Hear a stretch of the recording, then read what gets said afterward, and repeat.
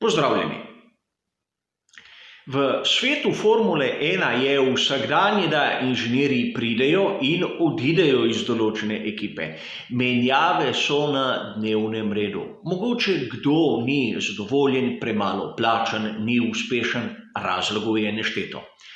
A kako se tiste najboljše ekipe zaščitijo, da njihova intelektualna lastnina, njihova prednost pred ostalimi se ne znajde preveč hitro na risalnih deskah njihovih nasprotnikov?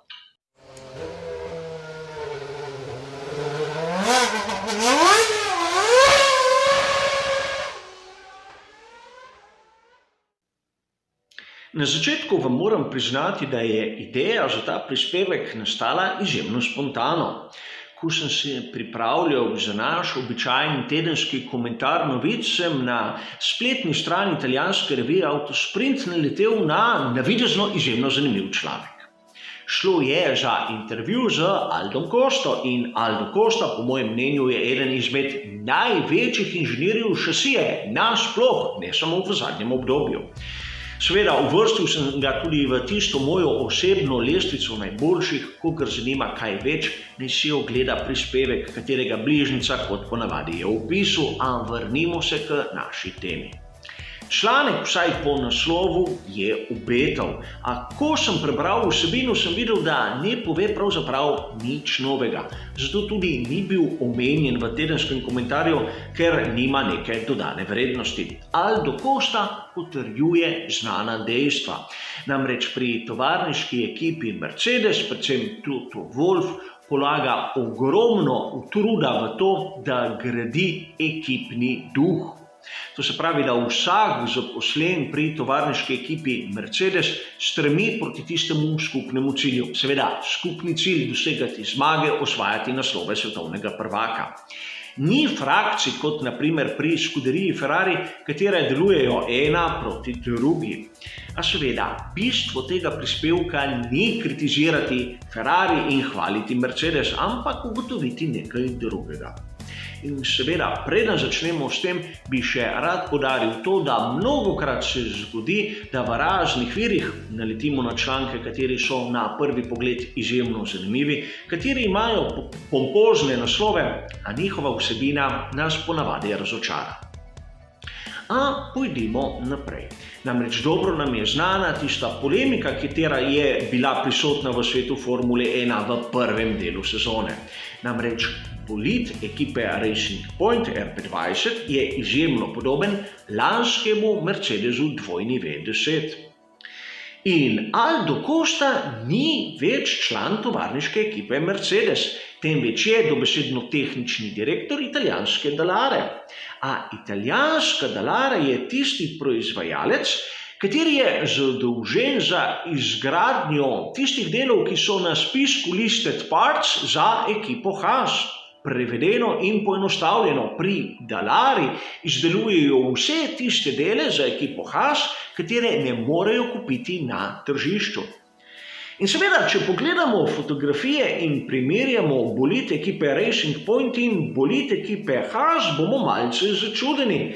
Kajti res, tisti pri ekipi Racing Point je podoben Mercedesu, a tisti, ki ga ima ekipa Haas, še zdaleč ne. Zanimivo je zaradi tega, ker glavni odgovorni tehnik pač prihaja od tam in bi moral imeti znanje, kaj je delal še v prejšnji sezoni. In tu se pokaže modrost, ki so jo imeli glavni odgovorni pri tovarniški ekipi Mercedes. Aldo Costa je izrazil svojo željo, da bo zapustil tovarniško ekipo Mercedes že v sezoni 2018. Namreč, če pogledamo tisto lestvico odgovornih pri raznih projektih, bomo videli, da pri Mercedesu W9 je Aldo Costa zadnjič podpisan kot glavni odgovornik, kar se tiče šasije. Pri tem modelu, ki smo ga videli v lanski sezoni, W10, je samo še svetovalec, kar je imelo dva pozitivna učinka. Prvič, Aldo Costa je lahko pomagal svojim naslednikom Vkolikor so ti imeli neke težave, in drugič, Aldo Costa je bil malce pomaknjen na stranski tir. Seveda, bil je v vlogi svetovalca, a ne tistega glavnega odgovornega. Vseeno se strinjamo, Aldo Costa je zasnoval ene izmed najbolj dominantnih bolidov celotne zgodovine Formule 1, pa govorimo od tistega Ferrarija 399 do praktično Mercedesa 290. Kako da bolid ekipe Haas še zdaleč ni podoben nobenemu izmed teh bolidov, in če pogledamo njegov performans, bomo razumeli, da razlika je očitna.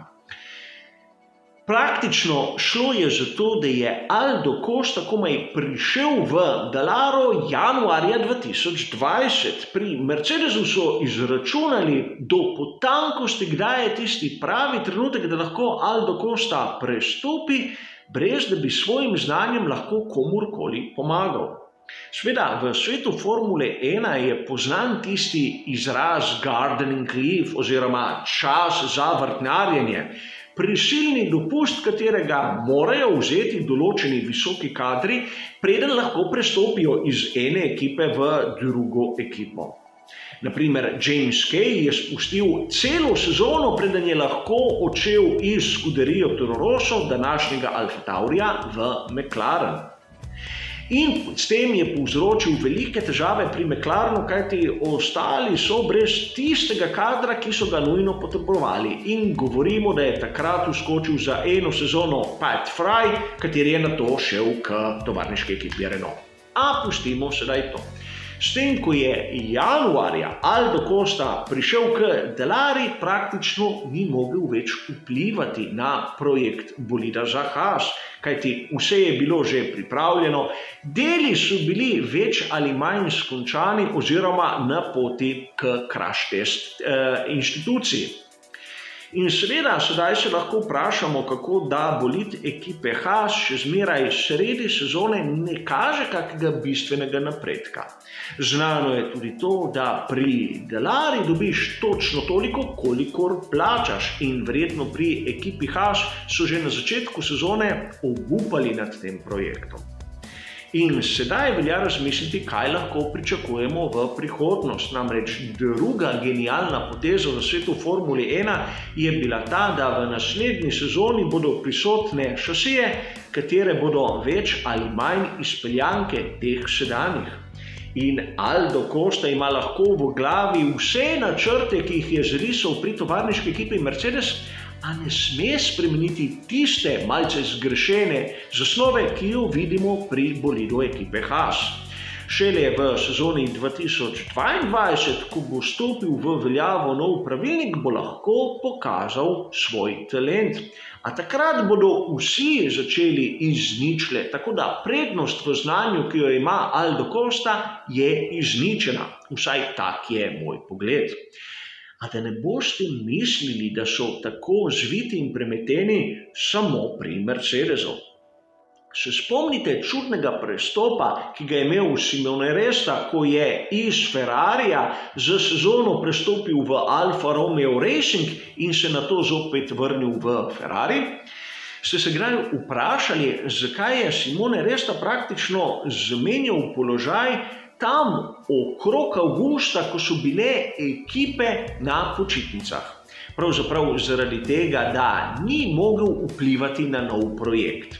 Praktično takrat so bile zasnove že narejene, lahko je pomagal, lahko je svetoval, lahko je dal kako mnenje, a da bi naredil bolid, kateri bi bil podoben tistemu pri stari ekipi, ni bilo več časa. Namreč bolid Formule 1 je projekt, kateri začne nastajati tam že okrog maja. Zato je tudi razumljivo, zakaj nekatere ekipe porabijo kar ogromno časa, da se izvijejo iz krize. Videli smo lahko pri McLarenu, začeli smo videti tudi znake reakcij pri Williamsu, a potrebno bo počakati najmanj sezono ali dve, da bomo videli kakšne rezultate.